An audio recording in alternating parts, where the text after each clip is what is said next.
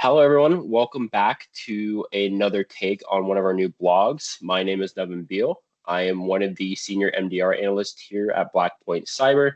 Alongside me is Sam Decker, who is also another one of the senior MDR analysts here within Blackpoint Cyber. And we're here to talk about Sam's new blog, Minty Delivery.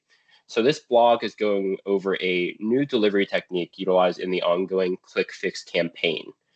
Basically, it's a new sort of a high-level overview of one of the cool loaders we discovered here on our day-to-day basis when we're analyzing a lot of malicious activity. This is something that caught our eye just to the nature of its complexity, and I guess its ever-increasing usage within the sort of deployment of ClickFix. So I will turn it over to Sam to sort of discuss the ins and outs of the upcoming blog. Hey, everybody. Yeah, so as Nevin said, Sam Decker, I'm a senior MDR analyst here. And the other day we came across another iteration of the ClickFix campaign, which is, super high volume. We're seeing it everywhere these days. And now we're seeing it use public paste services. In this case, it was called paste.io to host an obfuscated PowerShell loader, which was executed through, typical ClickFix campaign, socially engineering the victim into running Windows R to run a malicious command and deliver mince loader, which in this case is a PowerShell loader, very lightweight, runs in memory. So it is designed to fetch and execute the secondary payload in memory and establish command and control. But because it's not hitting disk, it's running all in memory. It's very lightweight and, evades EDR. So this is really interesting. It's pretty typical of ClickFix, but in this case, this was the first time that I've seen this campaign utilizing these public paste services. So the loader itself is heavily obfuscated.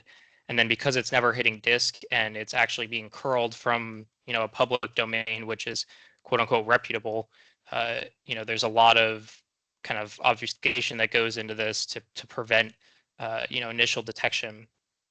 And, this is one of those things that really underscores the need for proactive controls, especially with MSPs managing tons of customer environments.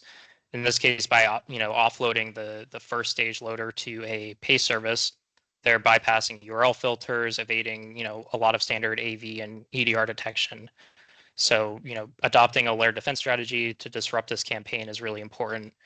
Tightening control over script execution, not allowing users to compile or reflectively invoke code, and ensuring there's robust monitoring of any kind of outbound PowerShell connections.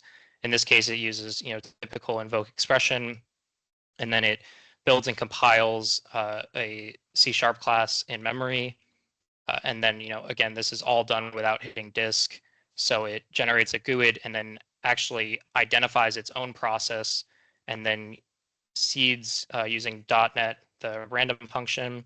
It seeds using the date to identify a rotating part of the actual C2 callout. So the C2 callout is rotating every day, but it's based off of .NET random using a static quote unquote rotating value, and then it combines that and pulls down the final payload. So it is rotating, but we were able to see additional domains that were going to be called out in coming days.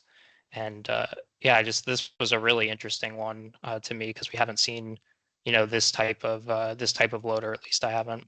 Yeah, no, absolutely. One of the great things with Blackpoint's EDR agent is, despite these newer sort of techniques being leveraged in these different campaigns, we're still focused on capturing the tradecraft within this. So like, even though they're swapping these domains, they're doing a bunch of other or going down different avenues to try and bypass URL filtering, things of that nature. At the end of the day, they're still invoking expression. They're still doing the typical methods for deployment of the malware on the host. So even though they're swapping their techniques and doing it in a very cool way, we're still focused on the tradecraft and sort of the kill chain that goes along with this malware deployment. So it is cool to see them sort of leveraging these open source paste sites such as like Pastebin. I think the element you said was like paste.io, paste.io.